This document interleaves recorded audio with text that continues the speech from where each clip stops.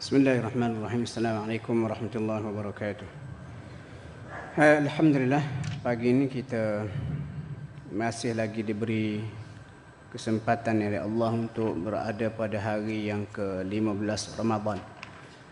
Dan pagi ini saya akan beri sinopsis ringkas apa dia yang terdapat dalam juzuk yang ke-15. Juzuk 15 ni ada dua surah, iaitu surah Al-Isra' dan juga surah Al-Kahfi. Dan kedua-dua surah ini saling berkait. Sebab apa? Cerita dia semasa baginda berada di Mekah, musyrikin Quraisy pergi jumpa dengan Yahudi Madinah dan bagi tahu di Mekah ni ada seorang lelaki yang mendakwa diri dia Nabi. Jadi boleh tak kalian berikan kepada kami soalan-soalan yang kalau kami tanyakan kepada lelaki itu biar dia tak ada jawab. Lepas tu Yahudi pun bagi 3 soalan. Tanya pemuda ataupun lelaki di Mekah tu yang mendakwa diri Nabi 3 soalan. Apa dia roh, siapa lelaki penakluk dunia, dan cerita pemuda tidur dalam gua. Lalu mereka balik bertanya dengan Nabi. Nabi pun kata besok aku jawab. Nabi tidak menyatakan insya-Allah. Oleh kerana itu wahyu terputus selama beberapa ketika. Lepas tu Allah Ta'ala pun sambung balik wahyu dan Allah Ta'ala pun beri jawapan kepada 3 soalan tu. Okey tuan-tuan, surah Al-Isra' ni tahulah. Ayat pertama cerita mengenai peristiwa Isra'. Nabi ni berjalan malam daripada Masjidil Aqsa ke Masjidil Haram ke Masjidil Aqsa. Kemudian ayat yang ke-13 sampai 15 ni cerita mengenai peristiwa akhirat. Bagaimana kita akan diaudit, kita akan baca sendiri kitab amalan kita. Cuma ayat yang ke-15 ni ada sepotong ayat yang perlu kita faham. Allah kata wala taziru waziratun wizra ukhra. Seorang tu tidak akan tanggung dosa orang lain. Kita buat, kita tanggung. Tak ada konsep dalam Islam orang lain buat, orang lain tanggung. Jadi orang duk kata suami menanggung dosa isteri, sebenarnya tidak tepat. Suami tanggung dosa sendiri. Kalau dia tak didik isteri dia buat tak elok, dia bukan tanggung dosa isteri, tapi dia tanggung dosa dia sendiri yang tidak mendidik isteri dan juga anak-anak. Seterusnya daripada 23 sampailah ayat yang ke-37. Ini yang dibaca oleh imam kita malam tadi. Beberapa akhlak mulia, suruhan larangan yang diberikan oleh Allah. Antara contohnya ayat 24 ni, Allah Ta'ala suruh kita berlaku baik pada kedua ibu bapa, lebih-lebih lagi ibu bapa yang sudah tua. Dan Allah Ta'ala suruh kita berdoa. Apa doa dia? Ayat yang ke-24 tu, Rabbirhamhuma kama rabbayani saghira. Tuhan rahmati mereka berdua sebagaimana mereka didik aku pada kecil. Juga ini pun saya dah sebut malam tadi, ayat 44 tu, bagaimana Allah Ta'ala sebut semua makhluk di alam ini bertasbih kepada Allah. Cuma kita je tak faham. Dan saya sebutkan juga malam tadi, kefahaman orang kita setengah tu tidak tepat. Dia kata kalau ada berlaku kematian, ambil pokok ni tanam, batu sungai letak dekat kubur, boleh mengurangkan adab kubur. Sebab apa? Dia kata pokok dan juga batu ni bertasbih kepada Allah. Kalau berdasarkan ayat 44, semua makhluk bertasbih kepada Allah. Ayat 53, ini penting. Ini untuk jaga hubungan sesama kita supaya tidak rosak. Allah Ta'ala kata apa? Wa qul li'ibadi, katakanlah Muhammad kepada hamba-hambaku, yaqulul lati hiya ahsan, hendaklah mereka berkata-kata dengan kata-kata yang terbaik. Sebab setan merosakkan hubungan sesama mereka. Ini kata-kata yang baik ini baik pada lidah ataupun pada tangan kita dalam media sosial. Sebab bergaduh-bergaduh sekarang ni dalam media sosial mendominasi hubungan manusia sebab bahasa hak tak betul. Jadi Allah Ta'ala tahu dah benda tu, dia pun suruh kita berkata-kata dengan kata-kata yang baik. Seterusnya ayat 60 sampailah ayat yang ke-65. Ini Allah Ta'ala cerita mengenai peristiwa pertama permusuhan di antara iblis dan juga Adam alaihi salam. Seterusnya ayat 78 sampailah kepada ayat yang ke-84. Ini arahan-arahan Allah kepada Nabi. Dia berkaitan dengan solat. Allah Ta'ala suruh Nabi semayang mula daripada gelincir matahari sehingga gelap malam, dan juga solat subuh. Dan solat subuh pada ayat yang ke-87-88 ni istimewa disebut disaksikan oleh malaikat. Sebab apa? Kita ni ada bersama kita sepanjang masa 4 malaikat. Malaikat kanan kiri hak tulis amal baik buruk kita. dan malaikat depan belakang yang dipanggil muaqibat, berganti-ganti menjaga kita atas arahan Allah. Dan mereka berganti-ganti pada dua waktu, iaitu waktu subuh dan juga waktu asar. Sebab tu subuh ni dipanggil waktu yang disaksikan oleh para malaikat. Kemudian ayat 82 ini paling popular. Al-Quran ini adalah syifa. Allah kata wa nunazzilu minal Qur'ani ma huwa syifaa'un wa rahmatul lil mu'minin. Kami turunkan sebahagian daripada Al-Quran itu yang mempunyai penawar, ubat, rahmat kepada orang beriman. Ayat ni kena faham. Dia tak boleh baca ayat ni sendiri. Kena baca bersama dengan ayat lain dalam surah Yunus. Dan syifa penawar di sini bukan sakit fizikal. Syifa di sini merujuk kepada penyakit-penyakit batin yang berada di dalam jiwa, dalam hati manusia tu. Itu tuan-tuan boleh baca secara perinci lah. Kemudian ayat 85, ini soalan yang dikatakan tadi di awal. Mereka bertanya mengenai ruh. Wa yas'alunaka 'anir ruh. Mereka tanya kamu Muhammad tentang ruh. Katakanlah ruh itu urusan Tuhan dan kamu tidak diberikan pengetahuan tentang ruh melainkan sedikit sahaja. Jadi kesimpulan dia, ruh ni kita tak ada maklumat yang banyak dan kita tak boleh nak memandai-mandai kecuali berdasarkan apa yang diwahyukan oleh Allah. Lebih-lebih lagi dalam bulan Ramadan ni orang duk sebar cerita ruh kononnya balik. Tak betul tu tuan-tuan.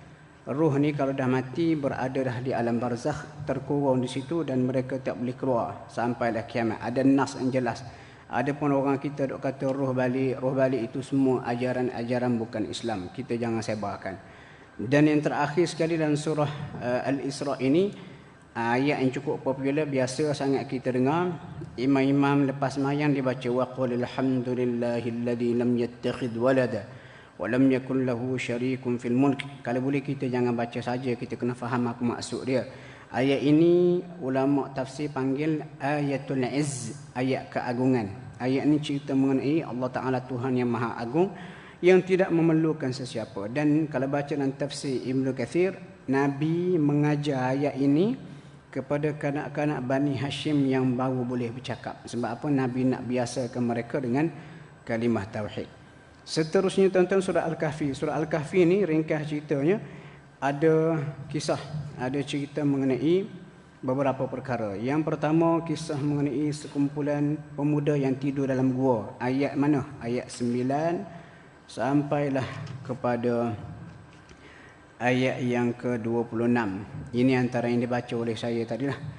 Dan surah Al-Kahfi ataupun cerita ni banyak sekali isu-isu yang boleh dibincangkan. Antara yang paling penting, kalau nak disentuh, ayat 22-23. Ini Allah Ta'ala tegur Nabi sebab Nabi tak sebut insya-Allah, yang mana menyebabkan wahyu itu terputus.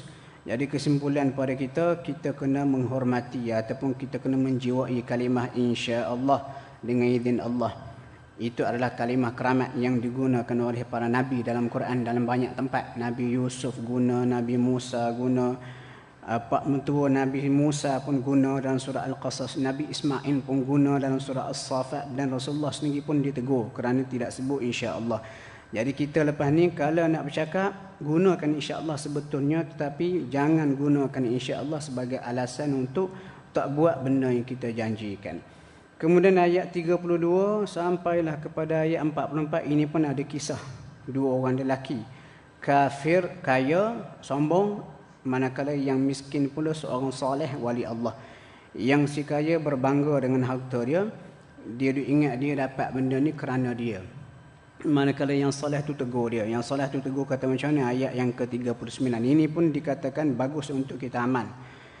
Allah kata walaula idh dakhalta, kenapalah tidak wahai temanku, katanya hak miskin soleh kepada hak kaya, kenapalah tidak kamu katakan bila kamu masuk ke kebun kamu ataupun ke mana-mana aset kamu yang kamu kagum, masya Allah la quwwata illa billah, ini semua apa yang dikehendaki oleh Allah dan tidak ada kekuatan untuk dapat benda ini melainkan dengan izin Allah. Dan ayat ni tuan-tuan, bila kita rasa kagum dengan kehebatan harta benda kita, ini antara ayat yang sepatutnya kita baca, mengembalikan semuanya kepada Allah. Ayat 39. Masya Allah la quwwata illa billah. Seterusnya ayat yang ke-50. Ayat 50 ni Allah Ta'ala sebut kembali kisah pertama permusuhan di antara Adam dan juga Iblis. Bagaimana Adam tak bermusuh, Iblis tak bermusuh. Cuma ayat 50 ni ada dua topik yang disebut oleh Allah. Iblis ni yang tak mahu sujud, Allah kata kana minal jinni, dia tu tergolong daripada bangsa jin. Jadi kena faham ini dalil yang menunjukkan jin, iblis tu bukan malaikat tetapi jin. Seterusnya ayat ini juga Allah Taala sebut iblis ni ada zuriat keturunan. Allah kata afatattakhidunahu wa dhurriyyatahu awliya'a min duni wa hum lakum adu. Patut ke tidak kamu ambil dia dan juga zuriat keturunannya sebagai pelindung selain pada aku. Cuma kita tak perlulah perincikan zuriat keturunan iblis ni ada berapa ekor, siapa nama dia, apa portfolio yang dia pegang. Kenapa kebanyakan riwayat yang menceritakan mengenai anak-anak iblis dengan portfolio yang mereka pegang adalah riwayat yang tidak sahih. Dan setakat saya duk rujuk, ia adalah riwayat-riwayat Israiliyat yang kita tak boleh pegang dan juga tak boleh percaya. Kemudian yang terakhir sekali dalam juzuk 16 ini mula pada ayat 60 sampailah akhir juzuk yang juzuk 15 ayat 74. Ini kisah pengembaraan Musa dan juga murid dia mencari seorang lelaki. Quran tak sebut nama lelaki tu. Quran tak sebut. Allah Ta'ala sebut pada ayat yang ke-65 sekadar gelaran dia. Abdan min ibadina, seorang hamba daripada kalangan hamba-hamba kami. Lalu bagaimana kita boleh tahu nama lelaki ini adalah Khidir? Itu berdasarkan hadis. Hadis dalam Sahih Bukhari ada cerita dia. Lalu kita peganglah nama dia sebagai Khidir ataupun Khadir kerana Nabi sendiri sebut. Dan kisah pengembaraan Musa dan Khadir ini, dia matlamat utamanya adalah untuk menceritakan kepada kita adab menuntut ilmu. Sekadar itu, bagaimana adab murid dengan guru. Lalu janganlah kita bawa pergi ke lain cerita Musa dan Khidir, sehingga ada orang duk pegang Khidir masih lagi hidup sampai sekarang. Walaupun benda ni adalah khilaf. Sebahagian ulama kata Khidir masih lagi hidup, tetapi ada juga ulama yang membawakan hujah dalil Khidir sudah lama mati dan Khidir cerita dia sekali ni sahaja disebut dalam Al-Quran. Jadi kita jangan terpesong daripada matlamat asal bila kita baca ayat-ayat surah Al-Khidir ini cerita mengenai fitnah ujian ilmu pengetahuan. Kita kena faham ke situ. Ilmu ni penting dan perlu ada adab. Janganlah pula kita dah baca cerita Khidir, kita pun bawa benda-benda pelik Israiliyat yang kononnya Khidir ni kononnya sezaman dengan Dzulqarnain. Mereka berdua keluar mengembara mencari sejenis air ajaib yang kononnya nama dia air Ainul Hayah, air kehidupan. Dalam bahasa Melayu Jawa dipanggil Atma Jiwa, ataupun dalam bahasa Hollywood dipanggil Fountain of Youth. Dan ini semua tak betul tuan-tuan, termasuk dalam cerita-cerita Israiliyat. Biarlah kita faham Al-Quran sekadar apa yang Allah Ta'ala nak beri kita faham, jangan kita faham ke lain. Itulah tuan-tuan lebih kurang sinopsis juzuk yang ke-15. Banyak sungguh khazanah ilmu yang boleh kita gali daripada juzuk yang ke-15 ini. Mudah-mudahan kita dapat manfaat bersama. Assalamualaikum warahmatullahi wabarakatuh.